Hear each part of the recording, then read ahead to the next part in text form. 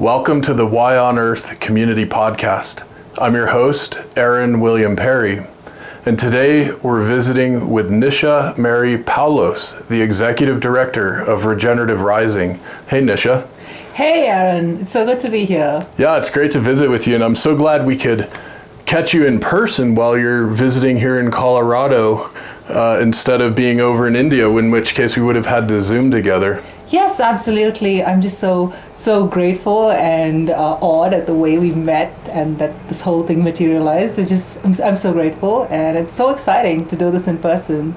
Yeah, absolutely. And a huge thanks and shout out to Artem and Ignacio and Jordan and all our friends at Earth Coast Productions who essentially facilitated us meeting. We'll mention Earth Coast again a little later on. Nisha Mary Poulose is the Executive Director of Regenerative Rising, a 100% women-led organization devoted to elevating and forwarding regenerative principles that expand the capability of people to lead from a living systems worldview.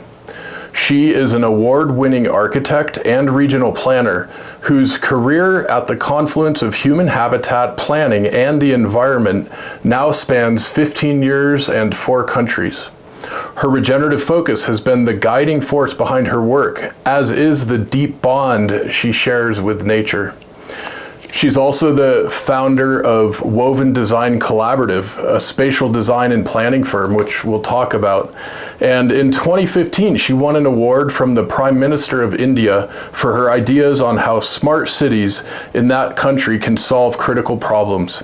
She founded a multidisciplinary spatial planning and design firm in India, which we mentioned, and is part of the South Asia Bioregionalism Working Group and co-led a research project that produced a bioregional map of India.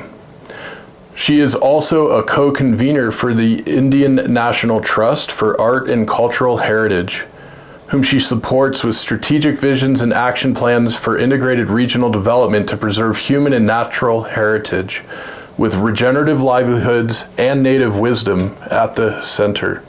She did her architecture in India before being selected for Erasmus Mundus program in Europe, where she gained 2 advanced degrees, a Master in Science, International Cooperation in Urban Development, and a Master of Science, Urbanism, Habitat, and International Cooperation. She grew up in Kottayam, a small town in Kerala, the southwestern coastal state in India, known for its natural and cultural heritage and abundant tropical biodiversity, which we're going to talk about as well.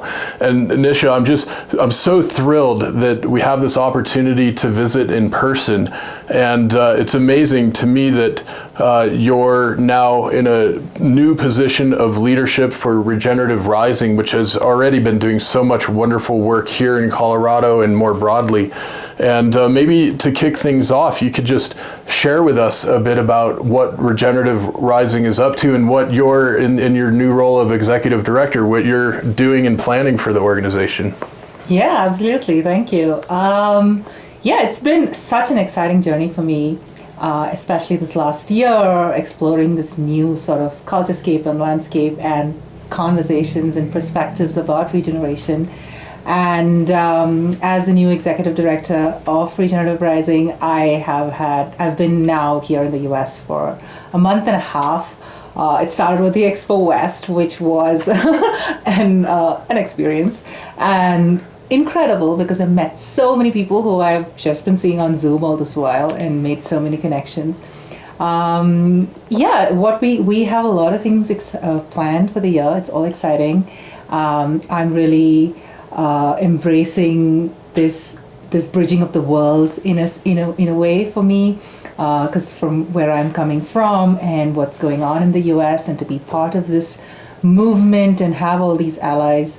And I must say that the regenerative community and all the allies are so kind and warm and open, and that's just, I just feel so great to be part of it.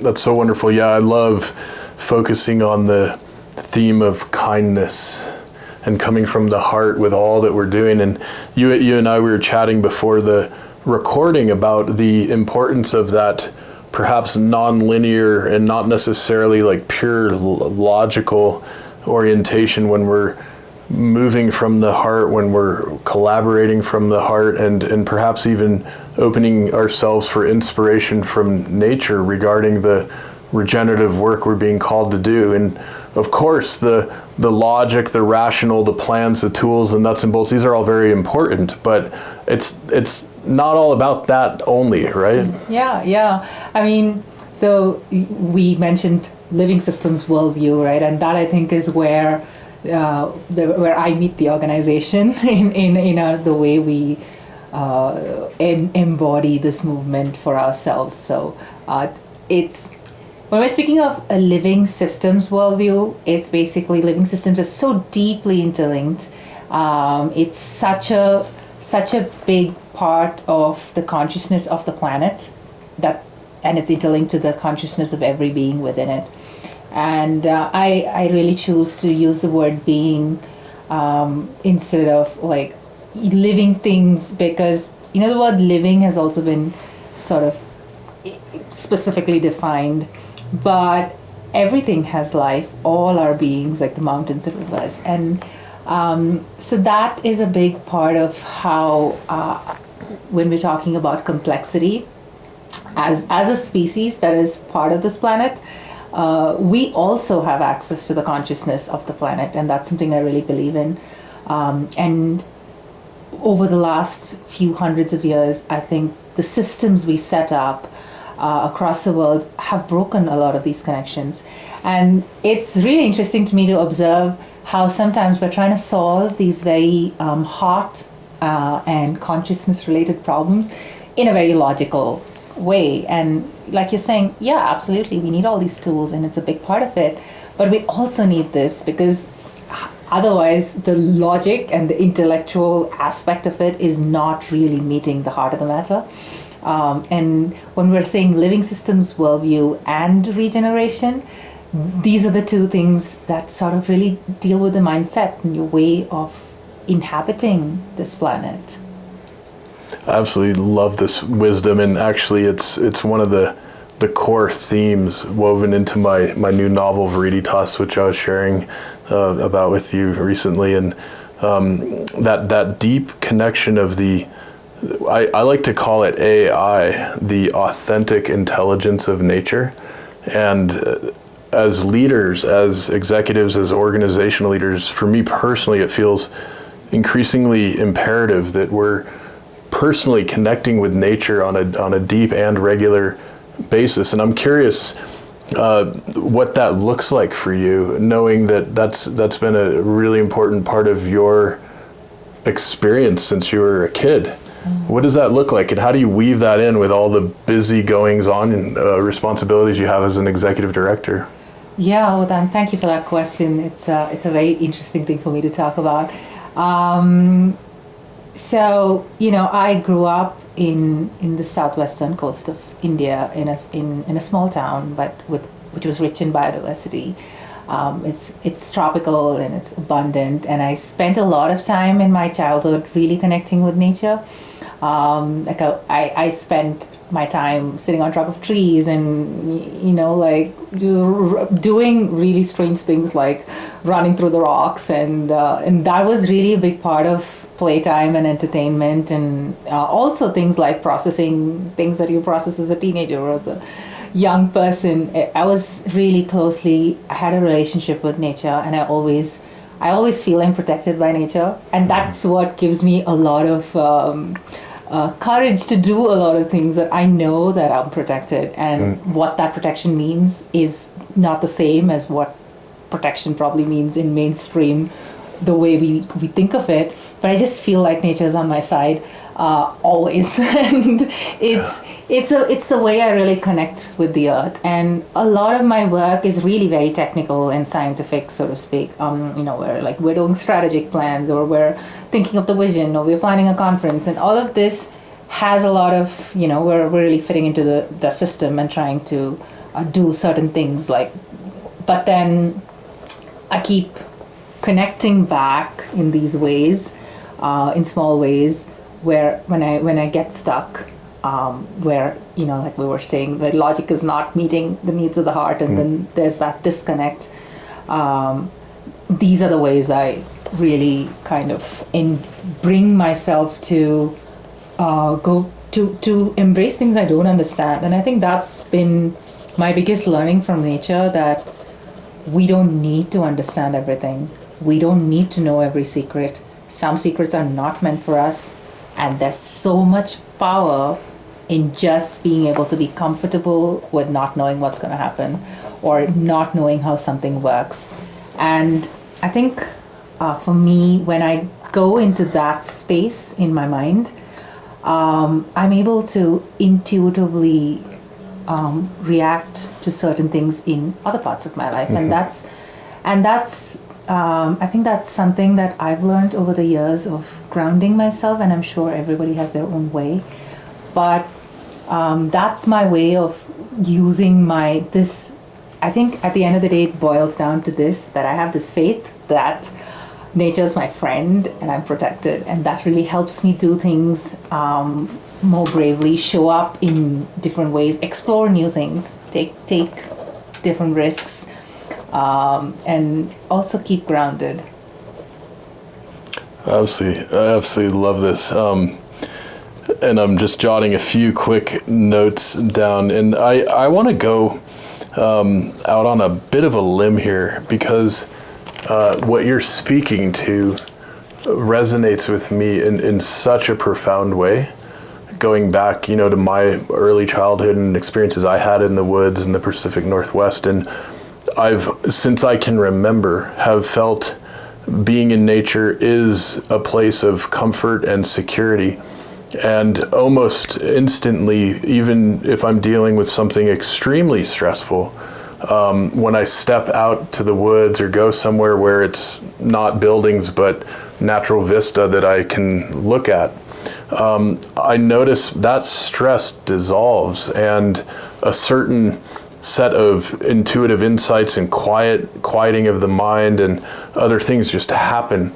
And I'm really struck. It seems to me that a lot of the folks who have gravitated thus far to the regeneration movement as it's emerging worldwide, one way or another, have this intimate connection with nature. And I have plenty of other friends and colleagues who would not necessarily describe nature as a place of comfort and safety and protection. In fact, some of my friends would say that they don't feel safe in nature.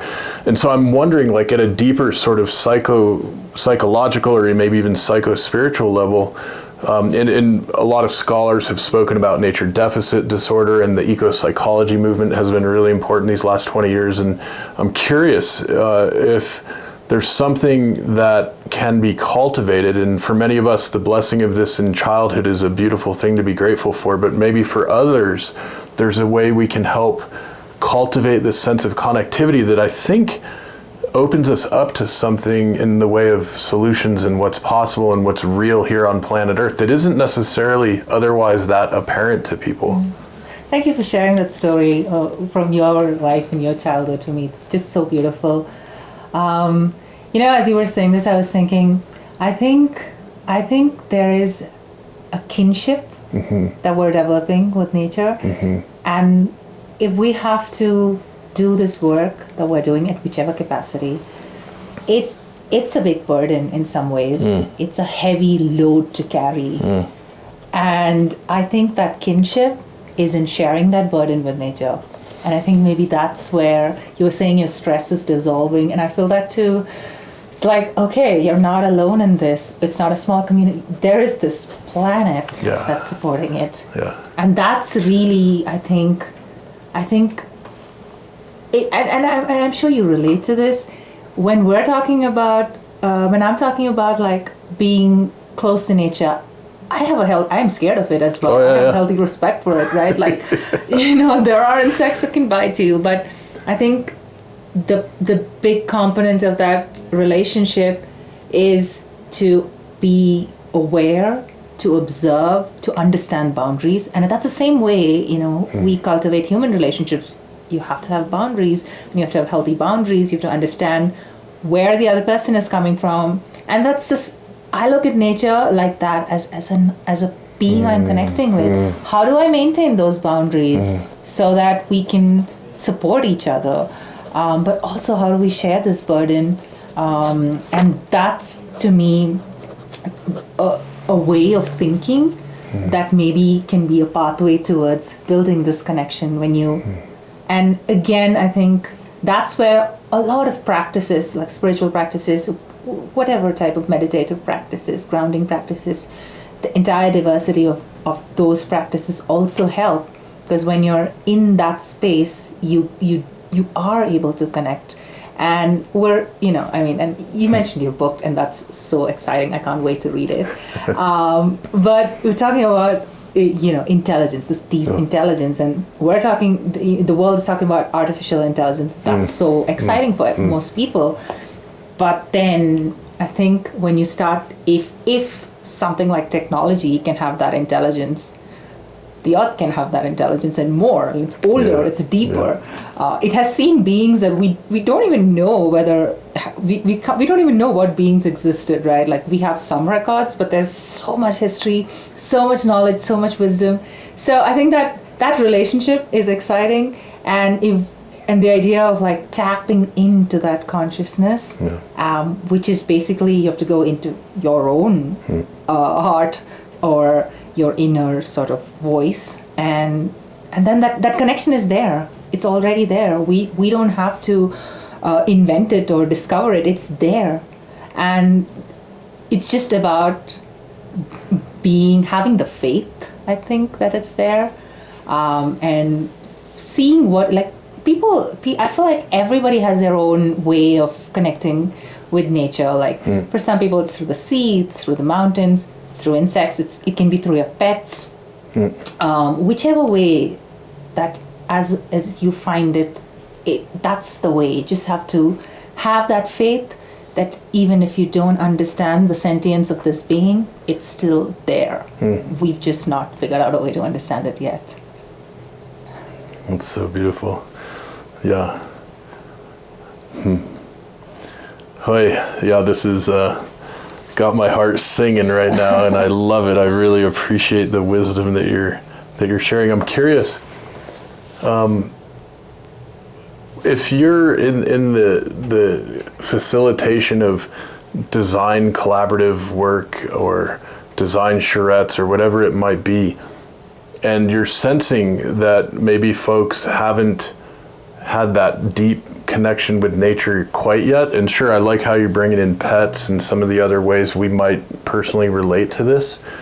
I'm wondering, do you have any, practices or offerings or invitations, trailheads that you provide folks to kind of step in that direction? The one, from my experience, in different parts of my life, different things have worked. So I actively sort of embrace this idea that there is no one truth or one pathway, and that it's very personal. And for me, and as you were sharing with you, it came from childhood experiences, and I think I'm so grateful that for me that was what I had access to as a child. But depending on where you are in your life, right, and what is around you, I think that pathway could be really, really personal and really specific. But for me, what has really worked is observation, and not just going into the wild and sitting there and observing, because then it can get overwhelming, but like just just sort of projecting ideas, like like how you do people watching, right? Like you go to a mall and watch other people, and you're like, oh, I wonder if they're having a fight. Or I think if you use that same energy and you watch nature, like, oh, I wonder what those birds are doing, and that's a way for us to connect. I mean, not about projecting our thoughts and emotions onto that, like to be aware of that, but I really find, and that's something again that I did as a family. My entire family, we're all like that. We name everything, and then we talk about it, and we have stories around it, and sometimes we don't even know if it's the same bird that's coming every day, but then there's a whole story that you're weaving around it. But that really enables you to connect, and I just want to say that it's not about putting human tendencies and emotions into that. It's just about you. I mean, when you're doing people watching in a mall, you know that it's your story that you're projecting on someone else, and you're doing something fun and killing time or whatever. But I think that's similar practices really help kind of understand the sentience that is out there. Well, and I love that it evokes this sense of playfulness, right? And I think so often, especially when we're deep in the technical side of some of these issues that we're engaged in, that playfulness can depart for a little while. And I think consciously bringing that back to the fore is brilliant, right? Yeah. I mean, like I was saying, sometimes the burden is a lot. You're trying to solve a planetary level problem. And as individuals or even as communities, still your locus of control is not that much. And actually we're up against a lot of forces of power and money and reach, which, actually we're not even fully aware of, right? But I think that's where the practice of sharing with nature really helps, because then you suddenly it's not just my burden to carry, and it's not just for me to know everything, right? And it's to be comfortable. Okay, I don't know how to solve this, and then hand that over and say, help me. I do that. When I'm overwhelmed, I always say that, just help me. I'm doing this. I'm doing the best I can, but I need help. And it comes. It comes in different ways. It comes in kindness from a stranger. It comes seeing a cat. For me, that's such a part of my or seeing a squirrel. And sometimes it could be just me interpreting whatever I want to do, but it appears, and that sharing of the burden really really enables me to stay grounded. Yeah, it's so beautiful and so powerful. I often tell folks when they ask, who do you work for or whatever, I say I work for Mother Earth, actually, and I've felt this way a very long time. And yeah, I think she's happy that more and more of us are responding to this call to work in service to the regeneration, the healing, the stewardship, the care of the people, of all these various creatures and beings. And I love your use of the term being. I think that's one I'm probably going to carry forward and share with others down the road. Yeah, I'm so glad that it resonates, and and listen, I want to ask you too, maybe for some of our audience, the idea, the word, the concept of regeneration is a bit newer, and I'd love to hear you describe what it means for you in the context of the work you're doing, especially with Regenerative Rising, and also if you would share a bit with us about what the organization is doing in the next 9 months, and how you guys are helping to facilitate and activate this thing that's emerging. Yes, absolutely. I'm excited to say that. Well, regeneration, you're right, the word is getting a lot of attention and prominence today. And I like to keep, for myself as well, to keep going back to what is the real intent behind the word, because it's a word, and it's an English word.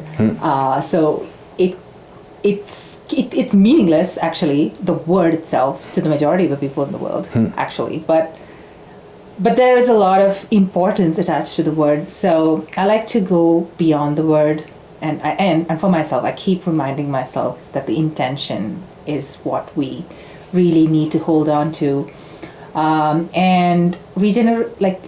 In the definition of it, regeneration is basically it's a natural process. It's as old as the earth itself.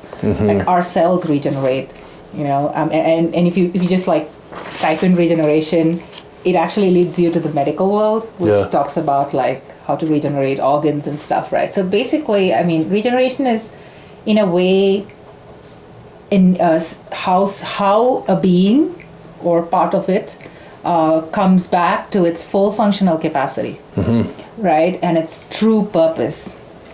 But it need not look the exact same as it did before. Ecosystems regenerate, rivers, forests, regeneration is really a part of nature, and indigenous communities and ancient communities across the world really, really understand that this is a part of life, and we have a role to play in that, right? So that's when we're talking about regeneration in this context. It's about looking at the system as a whole, and today that system is removed from the natural system. There is a human system which is built at the attempt to dominate, and then there's the rest of the planet, right? So when we're talking about regeneration, we're talking about how can there be reconciliation, healing, and I know that healing is a word that is close to you as well.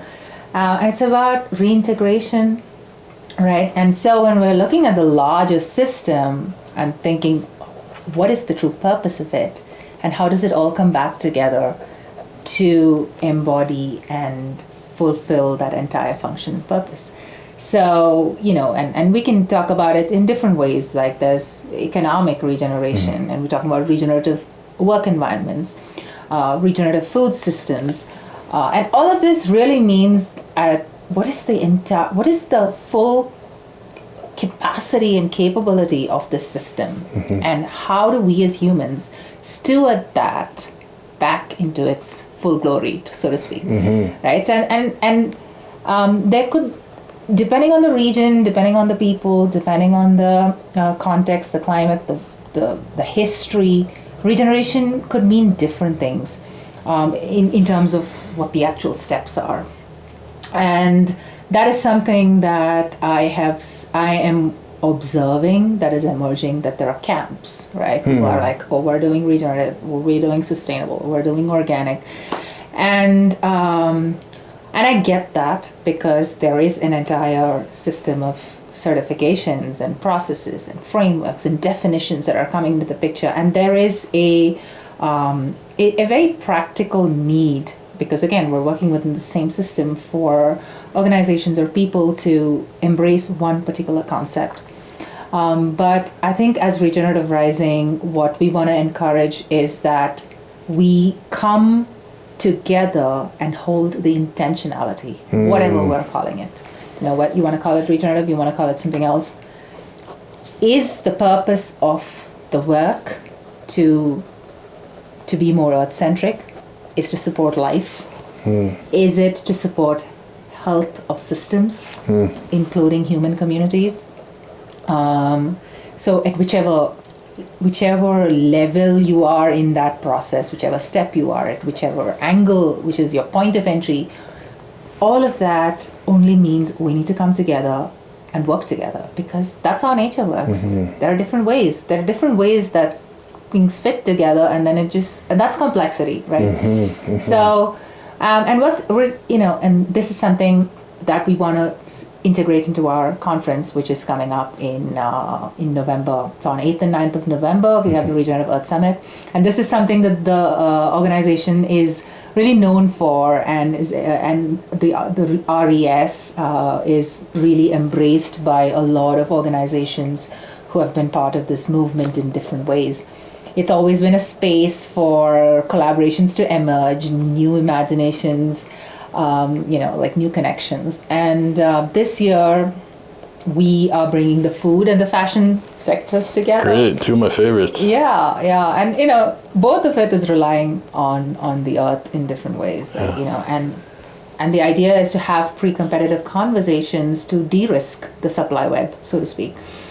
And just to, take the jargon out of it and speak a little bit more about it, we're dealing with a lot. We're dealing with a system that is degenerative, which is also is quite powerful, and it's very pervasive, and it's a lot of farming communities. Most farming communities, I would say, are really impoverished today. So that's one big aspect of it, like human well-being.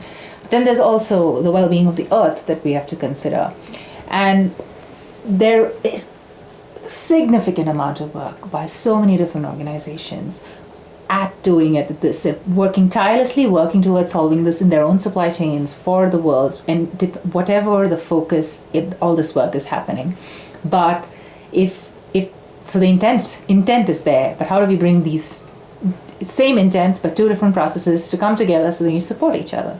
And we also have to keep in mind that this is a time when there is climate change. There are weather patterns are changing, soil patterns are changing, and even if we want to be regenerative, we have to still accept that there are changes. The earth is going through a period of rebalancing. So if we are beings of the earth, we have to adapt and remain agile. So certain pieces of land which supported a particular type of crop or a particular fruit or does not support that anymore, maybe. So how do we stay agile? How do we support everybody across the supply web? And that's something we want to collaborate on at a leadership level at the summit. We also want to speak about, when going past, certifications, specifications, frameworks, very important and coming from very great places of what it wants to achieve. But how do we all talk together about it, right? Depending on whichever corner you've chosen. And how do you empower your story? That's the other part that we want to speak about. We want to really see how do we look at this true story of the product and give access to the customer to that story. And that being the way somebody can make a choice in a supermarket or wherever. So we want to engage with organizations and who have developed tools or platforms or data sets, everything from AI to whatever else is out there, and to bring that into the experience of the conference as well. Right? We want to have. So the venue itself we chose is like that, where we have spaces where we can maybe set these things up with different kind of tools, and we generally have leaders from various organizations, global organizations attending this, and that's a great time for people to engage with it. And one of the deeper reasons is also because the regenerative community just 15, 20 years ago, sustainability was the buzzword.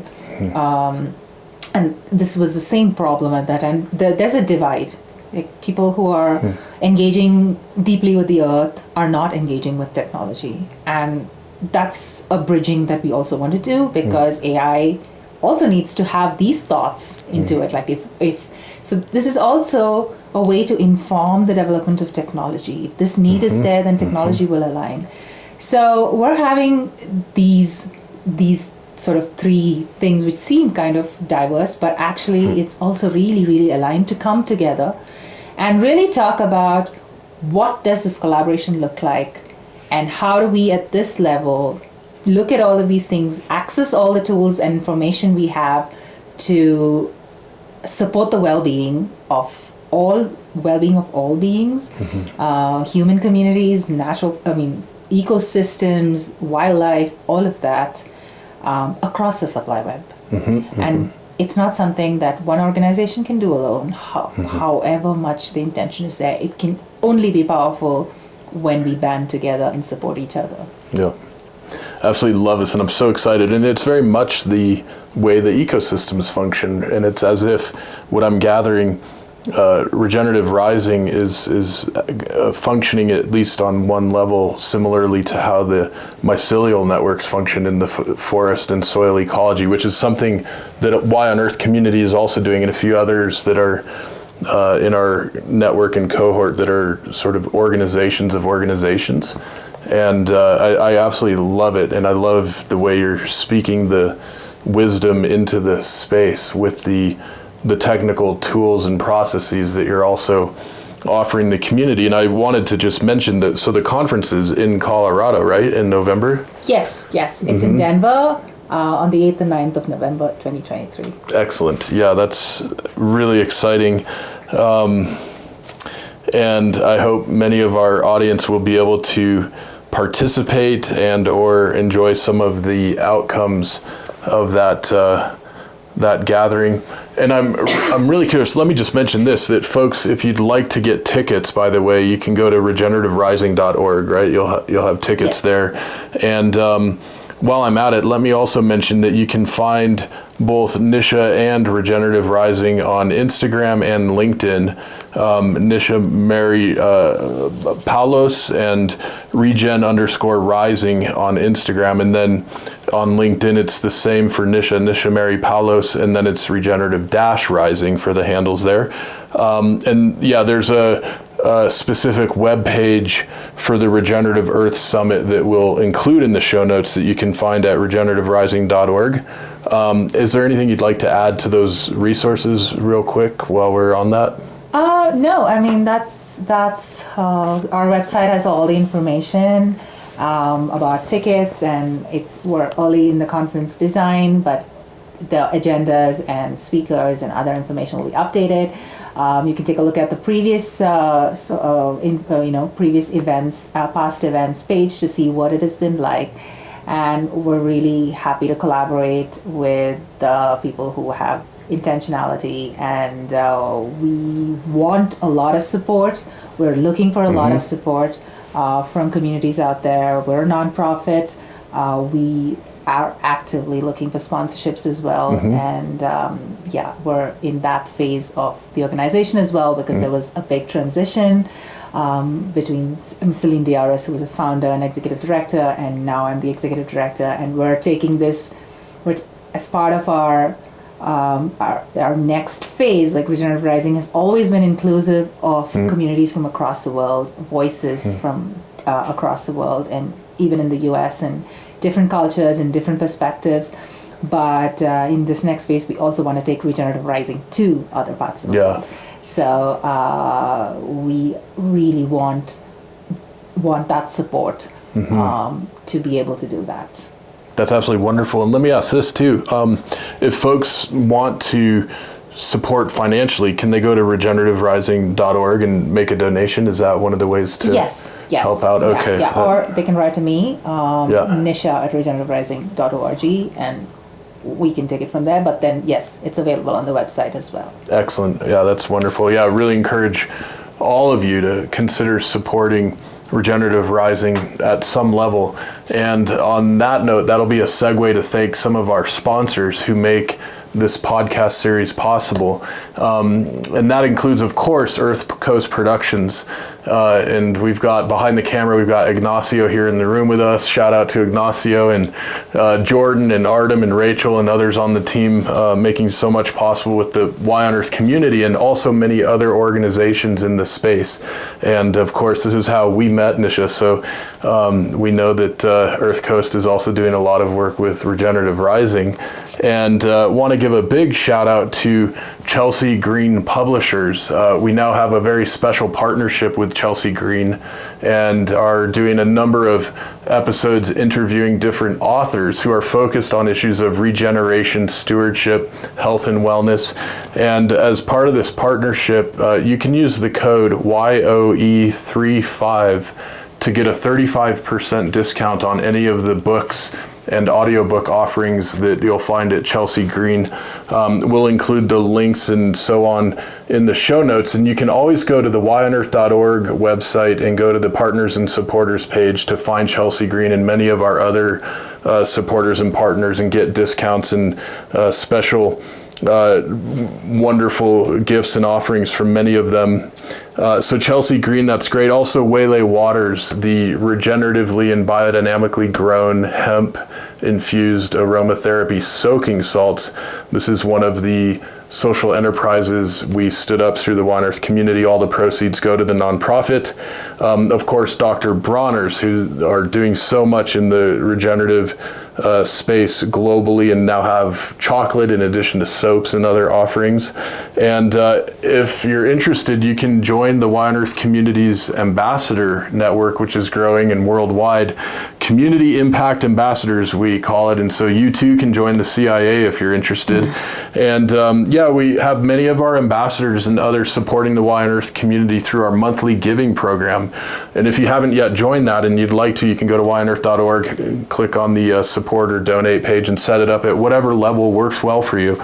If you choose to give it the $33 level or greater, we'll send you one or more jars of the Waylay Water soaking salts each month. So not only is that a great way to thank you for your support and to help out with the podcast series and everything else that we're doing. It's also a wonderful way to get in the practice of even greater self-care habituation with those soaks. They're amazing for our mind, body, and spirit. And so yeah, we've got so many other wonderful supporters and collaborators you can check out on the website.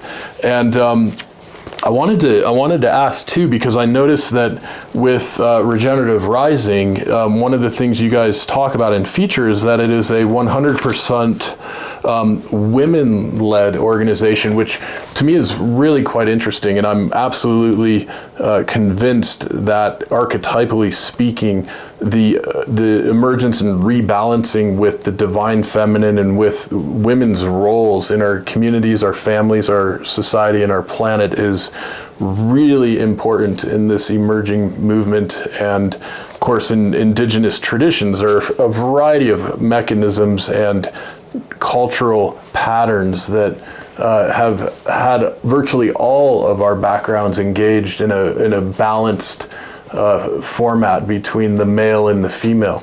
And that's one of the things that's been substantially disrupted over the last several hundred years and even several thousand years, depending on how we're looking at it. And I'm just curious if you might share with us a bit about what that means, why that's important, how that affects your work, your approach to networking and collaborating. What does it mean within the organization that it's 100% women-led? Yeah, I mean, we're right now a small organization, and so it was set up by a woman, Celine Diaris, who's our founder, with a completely women board.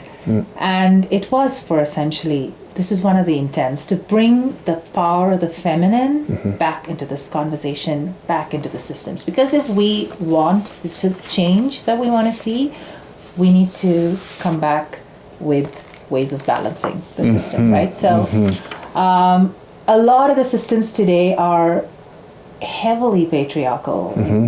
It is a reason why it is like that. And every human being has the feminine and the masculine in it, but our system is really oriented to empower and support and sort of forward masculinity only. And that's something that as an organization and as a mission that we want to rebalance. So we, as part of the organization and our processes, we're really about bringing the feminine, right? About seeing that side of things. And when we're talking about things like reconnecting at a consciousness level with nature, there is a lot of feminine in that. It's like when we're talking about Mother Earth, we're talking about Gaia, however you want to phrase it, it is really the feminine. It is. And so the system that we're seeing today, which is really destroying the earth, it really makes sense, right? Like if you're just, women are being oppressed and suppressed and like abused across the world, and then nature, which even the patriarchal system continues to embody as a woman, is also being oppressed and extracted and exploited. So we just believe that if we want to rebalance it, we have to rebalance the masculine and the feminine. And that's why we embrace the 100% women-led as a part of the ethos of the organization. And you know, I mean, I just want, I come from a culture which is extremely matrilinear, actually. Although today's day and age, we're no less patriarchal than anybody else. But that region is really known for its matrilinear way of, including ancestry and, you know, like inheritance. All of that is very matrilinear. And so for me as well, I really believe in the rebalancing. And I just want to add that rebalancing does not mean having to take men out of the picture, right? It's not at all about thank that, goodness. right? Yeah, it is about the balance, right? And right now we're in a place where it's imbalanced, so we need to elevate women to a point where there is balance, but it's embracing the masculinity and the femininity within ourselves. And only then if we want to regenerate the earth, we have to start with regenerating ourselves as a community. And that's really the importance of being 100% women-led at this point. Yeah, absolutely love this. Yeah, and I think as I shared before the recording, I'm part Mohawk in my own personal ancestral lineage makeup, and that is also a matrilineal culture. And many of my friends and relatives our age, mothers and grandmothers, carry the responsibility of the divine feminine. And there's a grandmother's council that actually inspired Ben Franklin and others in the framing of this country. And some of the functions we have even in our constitutional system, as patriarchal as it has obviously been for the last 200 plus years. And yeah, here at the Y on Earth community, one of the things we've done is kind of quietly planted the seeds to launch a Sophia Wisdom Council and Grandmothers Council. And so it doesn't have to be grandmothers per se, women. And maybe we can chat a bit in our behind the scenes segment, which we'll record after our main podcast episode and distribute with our ambassador network. Maybe we can chat a bit about recruiting you to join our Sophia Council, because I think it's such an important, in our systems design, it's such an important function. And I don't think there's a substitute or an analog that is appropriate other than having councils of women ensuring certain types of decision making and approaches and energetics are incorporated into any of these systems. And so it really resonates with me what you're describing. And of course, as a man, it's like, well, what does that mean for the guys? And guys are in various stages of embracing their divine feminine and tuning into this rebalancing work. Yeah. And I'm curious, I just want to ask, for you, when you're collaborating, do you find that there's a different energetic when you're collaborating with men versus women? Is that sort of a generalization you would make? Like our conflict, for example, the Regenerative Earth Summit, or we work closely with the Earth Coast team, so there is a lot of masculinity in part of our work as well, because it's not that we're only working with women. Mm-hmm. It's just at the leadership level of the organization, but we collaborate extensively with all genders, and the idea of, and that's why I was saying that I know I really see that there is this threat that men are feeling, and honestly, it is, as there are the men who are really embracing their own femininity are also feeling this threat, because all of these accusations of patriarchy then don't sit well with people who have not been actually patriarchal. But the point of it is not really to exclude anybody, right? We don't want a system where we're like going from patriarchy dominance to matriarchy dominance, or whatever that looks like. That's not at all the idea. The idea is that everyone's part of the conversation, but we really bring the feminine as well into the conversation.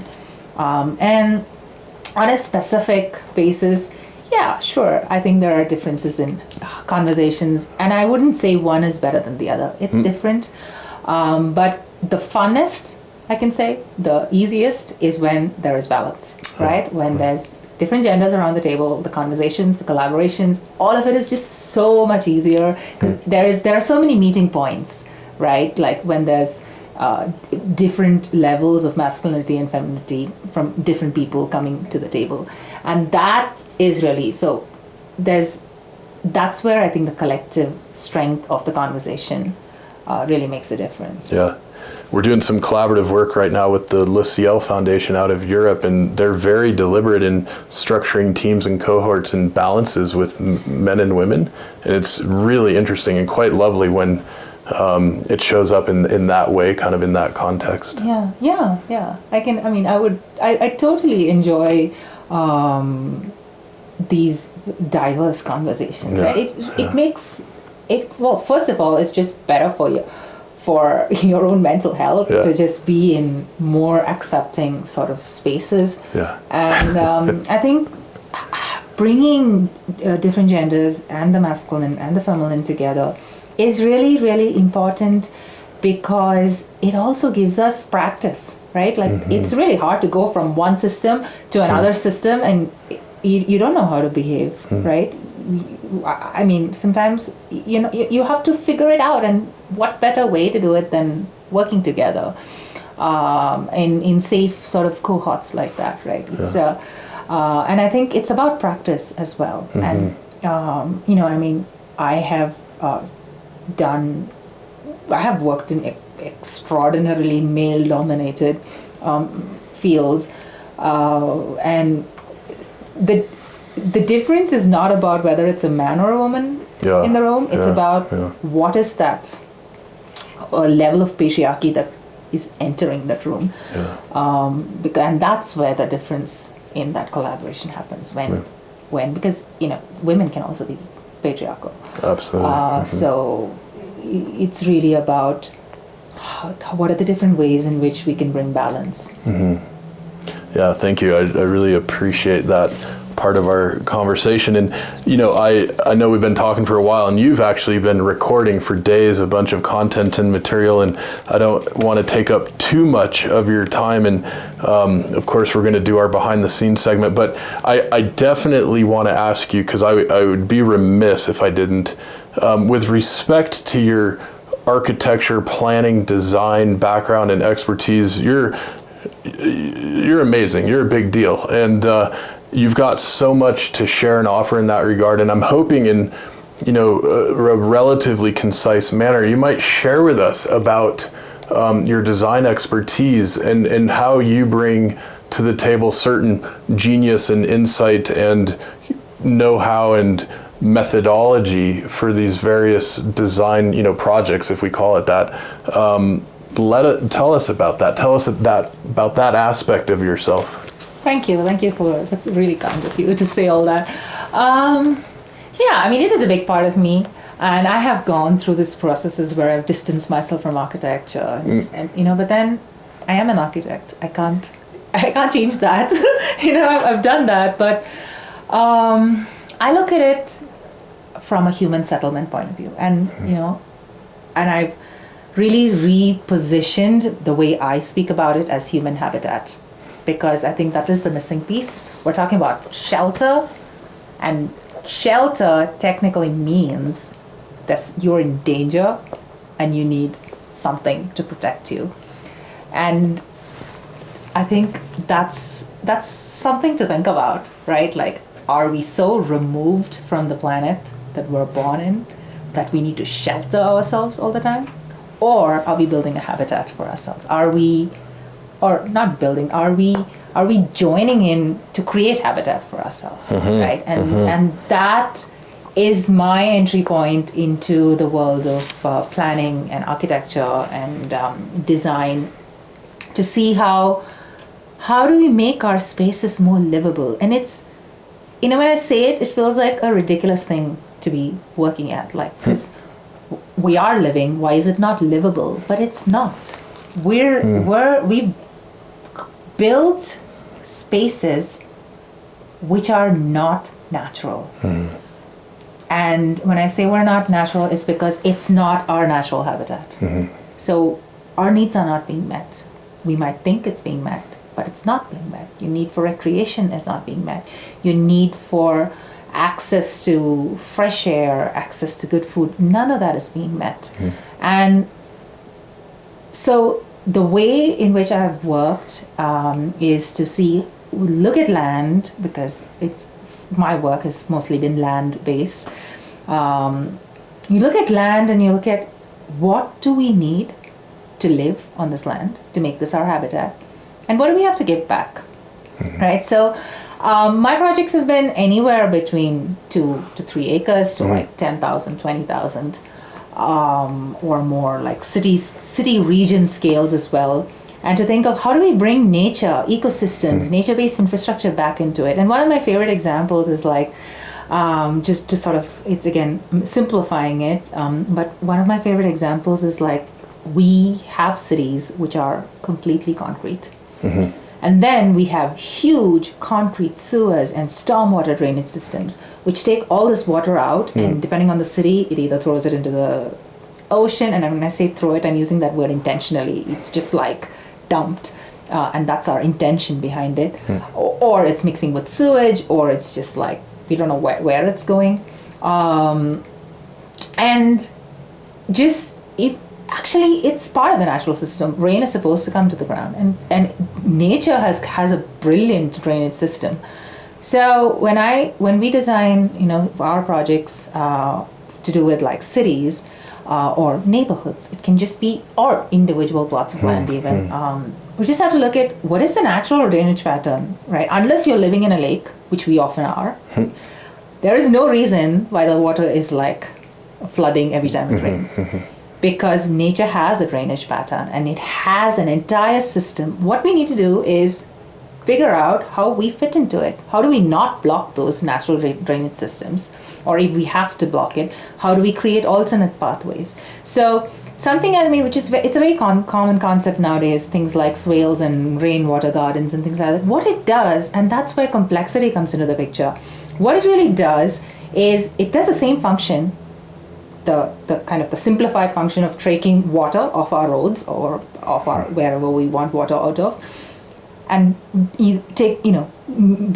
allowing that space between dry and what happens to all the water.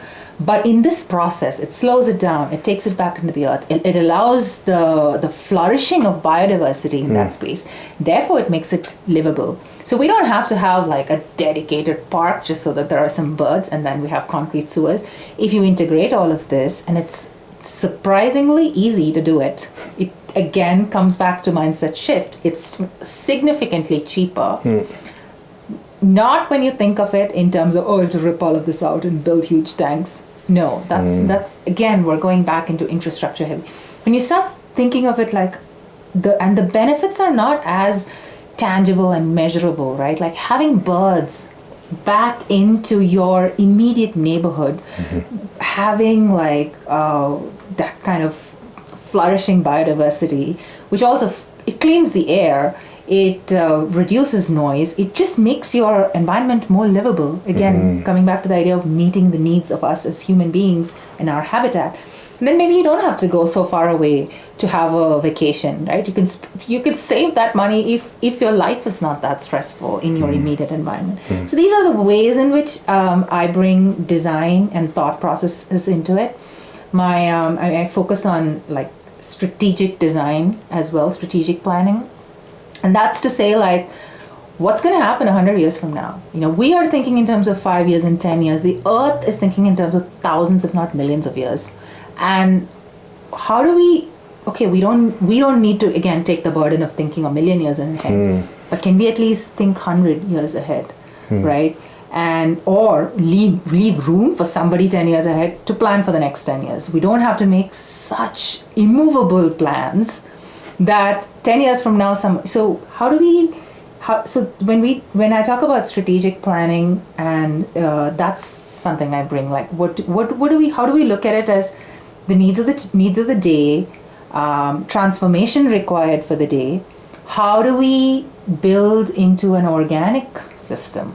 How do we integrate into a natural system such that the future generations also have an option of planning, of adapting?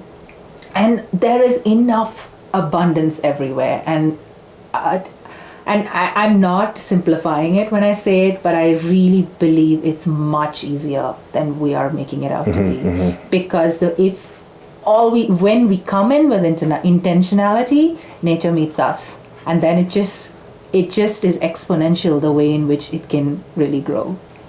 That's so exciting and inspiring. Thank you, Nisha. And just want to remind our audience that this is the Y on Earth Community Podcast. I'm your host, Aaron William Perry.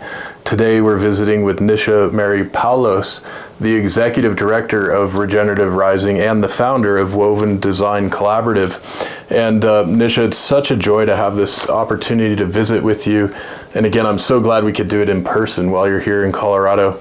And wanted to ask just one other question, when we were talking about your childhood experience and being in the woods and the forest, and we talked prior about the Japanese concept of Shinrin Yoku, sitting in one spot, forest bathing is sometimes how it's translated, and observing what's going on in the forest around us. And I'm curious if you might share with us a bit of, what that was like for you as a kid, and also like now, what that might be like for you as something you intentionally connect with from time to time. Yeah, I mean, and when I say this, I think my parents will be like relating and laughing the most, because I used to spend all my time on top of trees growing up, and that's how I was studying, because I would take my book and go sit up on top of the tree, and I was multitasking in my mind, because I could not study inside a room. I just could not. And I didn't have all of this vocabulary, and thankfully I had a family that just let me be. And if you want to go sit on the tree and study, go sit on the tree and study. So, but that was a big part of how I was able to, even today, I cannot work in a room that has no access for nature, right? If I have to do, my productivity is very less, and I don't think I'm unique in that. But maybe I'm very aware of that. So it's something that I always do when I need to be creative. I have to find a space that is, and coming from, I'm from India, where it's kind of hot, and the air conditioning is really something that's taking over the country, and I cannot tolerate air conditioned spaces. Like, I can't breathe in it because all the windows are shut, and the temperature is too consistent. Like And some of these things are, I'm saying it because I've thought a lot about it. Like, why can't I sit in an air-conditioned space? Because I feel like I need that temperature variation of, like, it's not one standardized temperature for like 16 hours. But, so these are things that I have thought a lot about, what I need to be creative, what I need to be well. And it's really hard sometimes to find it. And I think what I wanted to share is maybe that I was living in a city for a really long time. When I moved to that city, it was a really green city. It was a beautiful city. It's still beautiful. But at some point, I started feeling so claustrophobic, and I was not able to function. And I didn't realize why. And, well, a series of things happened, which was not really planned. And, I ended up moving from the city to a rural part of the country, which is coastal and tropical. And my mind just flipped. And I was like, oh my God, for 15 years, I didn't have this access to nature that I did growing up. And that's what's been missing in my life. And I forgot that this was, because I still was like seeking out spaces. Like, I worked out of a co-working space, which was not air conditioned, and it had this huge canopy of, which is just under a canopy of a tree. I actively found homes that had gardens and like old trees, and I did all of that, but still having a little bit of wilderness makes all the difference. And I think I'm just like, I'm still reeling, like, oh my God, how did I not realize that's what was going on? So yeah. Yeah, I can definitely relate to that personally. Yeah, thank you so much for sharing that, Nisha, and thanks so much for being a guest on our podcast. I'm so thrilled we can share a bit of you and your story and your wisdom with our audience, and really look forward to other collaboration in the coming weeks and months and hopefully years. Yeah, thank you, Aaron. It was a very enjoyable conversation, and I'm just, I'm so grateful that you could make this happen in such a, it was a short time. And I just really enjoyed it. Thank you so much. And absolutely, I really am excited for all the things that we can do, all the things that we can weave together, and for being, I'm just grateful that we met. Yeah, likewise. Absolutely. Well, thanks, and we'll sign off and say goodbye to everybody. The Y on Earth Community Stewardship and Sustainability podcast series is hosted by Aaron William Perry, author, thought leader, and executive consultant. The podcast and video recordings are made possible by the generous support of people like you. To sign up as a daily, weekly, or monthly supporter, please visit whyonearth.org/support. Support packages start at just $1 per month. The podcast series is also sponsored by several corporate and organization sponsors. You can get discounts on their products and services using the code WHYONEARTH, all one word with a Y. These sponsors are listed on the whyonearth.org/support page. If you found this particular podcast episode especially insightful, informative, or inspiring, please pass it on and share it with a friend whom you think will also enjoy it. Thank you for tuning in. Thank you for your support. And thank you for being a part of the Why on Earth community.